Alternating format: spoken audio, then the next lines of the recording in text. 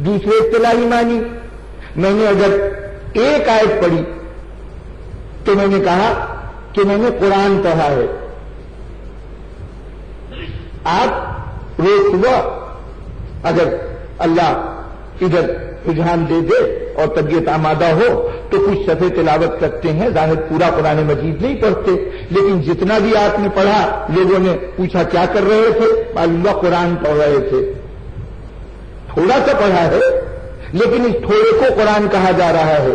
कहीं राह चलते हुए आपको एक हरफ ऐसा या एक जुमला ऐसा लिखा नजर आ जाए कि जो जुज़्व कुरान हो, तो आप कहते हैं कि ये कुरान नीचे पड़ा हुआ है, इसको उठा लेना चाहिए, इसका एहतराम करना चाहिए। या कुरान मजीद ने कहा कि इसको सिवाय तहारत की हालत के इसको हाथ में लगाया जाए, इसको कोई नहीं छू सकता सिवाय ताहिरों के, पाक लोगों के। तो अब हालत वजू में आपको कुरान को हाथ लगाना है, बगैर वजू कुरान मजीद के को मस नहीं कर सकते। तो यहां पर कुरान मजीद को मस नहीं कर सकते का मतलब यह है कि कुरान मजीद की किसी आयत को मस नहीं कर सकते, किसी लफ्ज को मस नहीं कर सकते। तो गोया इस आयत में जो कहा गया कि कुरान मजीद को सिवाय ताहिरों के और कोई मस नहीं कर सकता, तो गोया मतलब ये हुआ कि अब एक लफ्ज भी कुरान का जो है वो भी कुरान है, यानी जुज़्व कुरान भी कुरान है। अब ये दूसरे मानी हो गए। पूरा कुरान इस्तिलाही तौर पर पूरी किताब ये भी कुरान है। इसके तमाम अज्जा अलग अलग हों, थोड़े से हों या ज्यादा हों, तो उन पर भी कुरान का इतलाक होता है। तो अब गोया इस्तिलाही तौर पर तीन मानी हमारे सामने आ गए। एक वो चीज जो महफूज की जाती है और तिलावत की जाती है, एक वो जिसको हम किताब कहते हैं मुकम्मल तौर पर जो हमारे सामने कुरान कहलाती है, और उसके अज्जा। ये तीन मानी कुरान का, यानी जब लफ्ज़ कुरान इस्तेमाल किया जाए तो इन तीनों में से कोई मुराद हो सकते हैं, और खुद कुरान मजीद ने इन तीनों मानियों को इस्तेमाल किया है। कहीं जुज़ को कुरान कहा है, कहीं कुल को कुरान कहा है, और कहीं पढ़ी जाने वाली चीज या महफूज की जाने वाली तहरीर को कुरान का लफ्ज़ दिया है। तो ये तो हो गई लफ्ज़ कुरान की गुफ्तगू। अब नुज़ूल कुरान के बाद इस कुरान के सिलसिले में मुसलमानों में बहुत से वक्तन फवक्तन मसाइल पैदा होते रहे और मौजूद बहस बनते रहे। उसके ऊपर मुख्तलिफ राय भी होती रही और आज भी उन रायों का इख्तिलाफ मौजूद है। तो उनमें से एक मसला ये था कि कुरान मजीद के लिए कहा गया कि ये 7 क़िरअतों पर नाज़िल हुआ। एक हदीस बयान की गई कि कुरान मजीद 7 क़िरअतों पर नाज़िल हुआ। ये 7 क़िरअतें क्या थी? आज आप भी जब कुरान पढ़ते हैं तो अपने अपने लहजे में पढ़ते हैं। उस लहजे का नतीजा ये है कि कहीं पर किसी लफ्ज को आपने अदा करते हुए जरा खींच दिया, किसी दूसरे ने पढ़ते हुए उस लफ्ज को नहीं खींचा, किसी और लफ्ज को खींच दिया। तो अब जैसे ये आज आपके अंदर इख्तिलाफ है, इब्तिदाए इस्लाम में जब लोग क़िरात किया करते थे, कुरान मजीद की तिलावत किया करते थे, तो अपना अपना अंदाज था, अपने अपने तरीके से कुछ एक लहन से पढ़ते थे, दूसरे तर्ज से पढ़ते थे। उस तर्ज या उस लहन के फर्क से समाज में किसी का पढ़ा हुआ कुरान मजीद खुशगवार लगता था, किसी का पढ़ा हुआ कुरान मजीद एहतराम अपनी जगह पे है, लेकिन चूंकि आवाज के जरिए से आ रहा है, तो चूंकि आवाज अच्छी नहीं लग रही, लहजा अच्छा नहीं लग रहा, तो महसूस हो रहा है कि इसकी क़िरात कुछ अच्छी नहीं है। तो मुसलमानों ने उन इब्तिदा के पढ़ने वालों की क़िरातों को जो लोगों को अच्छी लगी, तो जब किसी की क़िरात अच्छी लगी तो हमने कोशिश की कि हम उसकी तकलीद करें। अब हमारे यहां जाफर साहब आले सुलेमान वो ज़ियारत पढ़ते हैं, उनकी ज़ियारत का लहन अच्छा लगा हमारे दोस्त जमील साहब को, तो इन्होंने उसी लहन को अपना लिया और उसी अंदाज से पढ़ने लगे। अगर बाकायदा जाफर साहब ये मामूल रख लें कि वो चंद तालिब इल्मों को लें और उनको इसी अंदाज में पढ़ने का तरीका सिखाएं, तो अब जितने पढ़ेंगे उसी रंग से पढ़ेंगे। ये रंग एक तरह का गोया क़िरात हो गई। क़िरात का एक स्कूल ऑफ थॉट कह लीजिए, एक मकतबा बन गया کہ اب کچھ لوگ ہیں کہ جن کے انداز کو اپنایا جاتا ہے. اس طرح سے مسلمانوں کے ابتدائی دور میں جن لوگوں نے قرآن مجید کو ابتدا میں پڑھنا شروع کیا، قرأت کی، ان کی دیکھا دیکھی کسی کے ساتھ 2 لگے، کسی کے ساتھ 4 لگے، کسی کے ساتھ 10 لگے کہ ہمیں بھی اپنا انداز سکھا دیجئے. ان کے انداز کی نقالی کی اور اس طرح ایک انداز کو ادا کرنے والے 50 ہو گئے، دوسرے انداز کو ادا کرنے والے 100 ہو گئے، اور یوں بہت سے لہجے رائج ہو گئے. ان لہجوں میں بغیر کسی منطقی یا شرعی دلیل کے مسلمانوں نے یہ فیصلہ کیا کہ اس میں سے 7 قاریوں کی آواز کو اسٹینڈرڈ قرار دے دیا جائے، معیار قرار دے دیا جائے کہ یہ قرأتیں جو ہیں معیاری قرأتیں ہیں. چنانچہ 7 افراد کے نام چن لیے گئے. اس کے لیے کوئی جواز نہیں ہے. کیوں چنے گئے؟ بس سوائے اس کے کہ اچھا لگتا تھا، کچھ کا لہجہ اچھا لگتا تھا. ہم نے کہا کہ ان قاریوں کی قرأت جو ہے یہ معیار قرار پائے گی. اور ان 7 کے سلسلے میں بھی یہ ہوتا رہا کہ بعد میں ان میں ناموں کی تبدیلی ہوتی رہی. جو 7 نام پہلے تھے ان میں سے کسی ایک کو کاٹ دیا گیا، دوسرے کو شامل کر دیا گیا.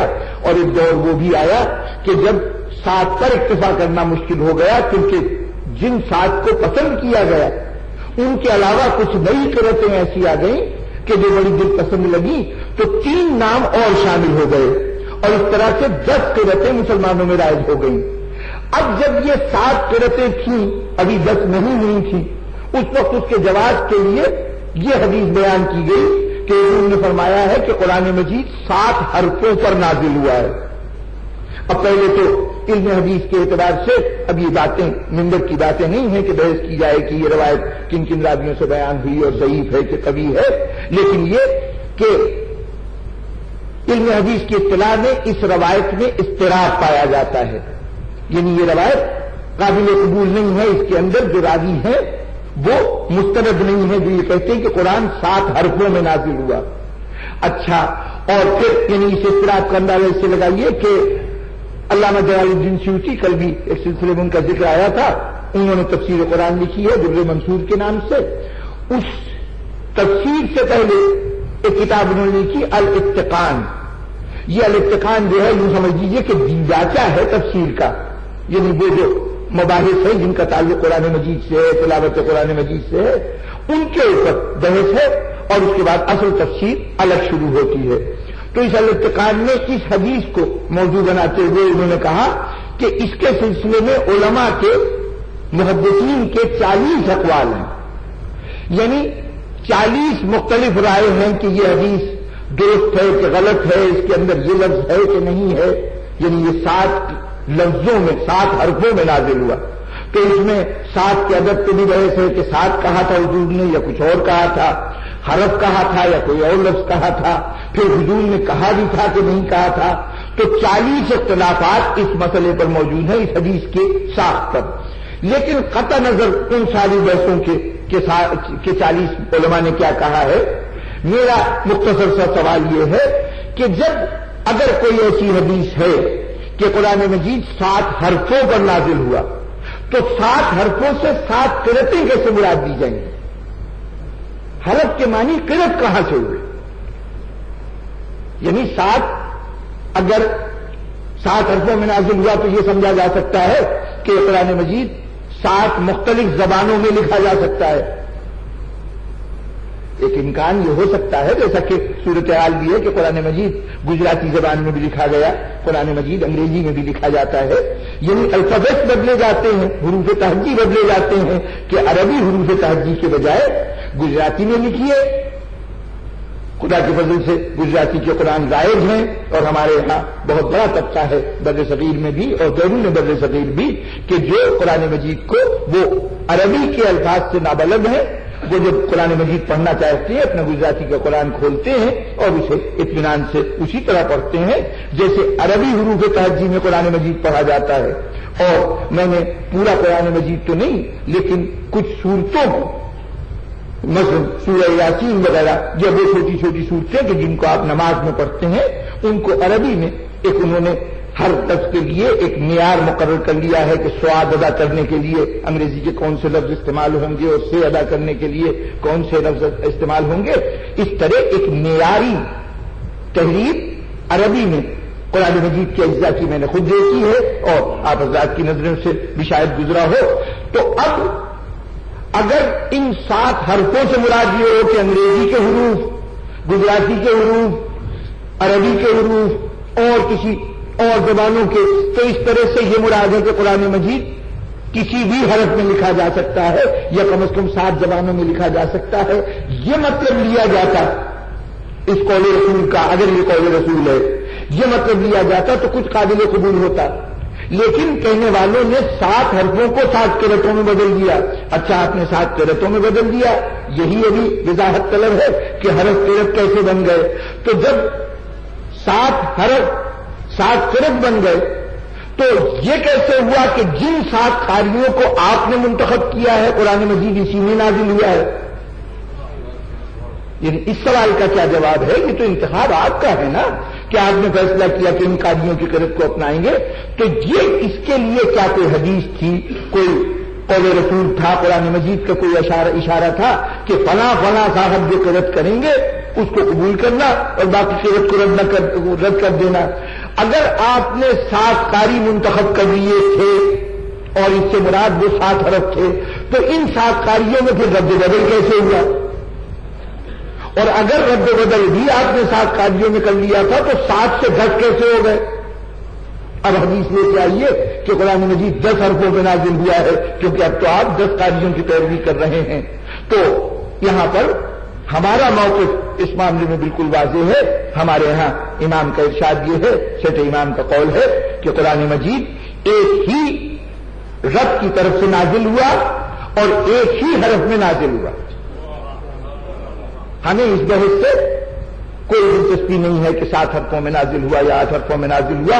ہمارا موقف بالکل واضح ہے. ہاں 7 کا لفظ ہمارے ہاں آیا ہے، ایک حدیث میں آیا ہے، لیکن وہاں الفاظ یہ نہیں کہ 7 حرفوں میں نازل ہوا، بلکہ امام نے ارشاد فرمایا کہ قرآن مجید کی 7 تفسیریں ہیں. قرآن مجید کی ہر آیت کی 7 تفسیریں ہیں. ان میں سے کچھ تفسیروں کا تعلق گزرے ہوئے زمانے سے ہے، یعنی ایک ہی آیت ہے، اس آیت پہ کچھ اشارے گزرے ہوئے زمانے کے ہیں، کچھ وہ آنے والے زمانے کی بات کر رہی ہے وہ آیت، اور کچھ اس عہد کی بات کر رہی ہے. عام لوگ ان تمام تفسیروں سے واقف نہیں ہوتے. یہ حدیث کے الفاظ ہیں کہ وہ جن کو اللہ نے اہل ذکر قرار دیا ہے اور جن کو راسخون فی العلم قرار دیا ہے، وہ ان 7 تفسیروں سے واقف ہیں.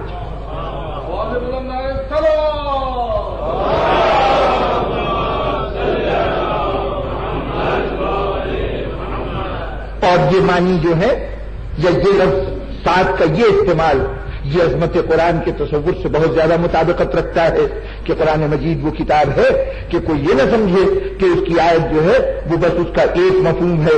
اگر کسی شخص کے حوالے سے کوئی آیت آئی ہے تو بس صرف اس شخص سے متعلق ہے. نہیں، وہ آیت جو ہے جہاں ایک شخص کے اوپر گزرنے والے ایک واقعے کا ذکر کر رہی ہے، وہاں اس جیسے جتنے لوگ ماضی میں گزر چکے ہیں ان کا تذکرہ کر رہی ہے، جتنے ویسے حالات آئندہ آئیں گے ان کا تذکرہ کر رہی ہے، اور اس عہد کے لوگوں کو بھی خطاب کر رہی ہے کہ اگر اس واقعے کے نتائج اچھے ہیں اور ان کو اپنانا چاہتے ہو تو اس طریقے پہ عمل کرو، اگر اس واقعے کے نتائج برے ہیں اور اس سے بچنا چاہتے ہو تو اس واقعے سے بچو. یعنی ایک ہی آیت ماضی سے بھی خطاب کر رہی ہے، حال سے بھی، مستقبل سے بھی. یہ وسعت کی عظمت کا اظہار ہے، یہ مفہوم قرآن کی عظمت کا اظہار ہے. یہ 7 حرفوں والی بات نہیں ہے. تو اگر کہیں 7 کا عدد اپنے آپ کی حدیث میں نظر آئے تو صرف 7 کے عدد سے اقتباس نہ ہو جائے کہ ہمارے یہاں بھی حدیث موجود ہے. ہمارے یہاں تفسیریں 7 ہیں، قرتیں 7 نہیں ہیں. نزول قرآن 7 قرتوں میں نہیں ہوا ہے یا 7 حرفوں میں نہیں ہوا ہے.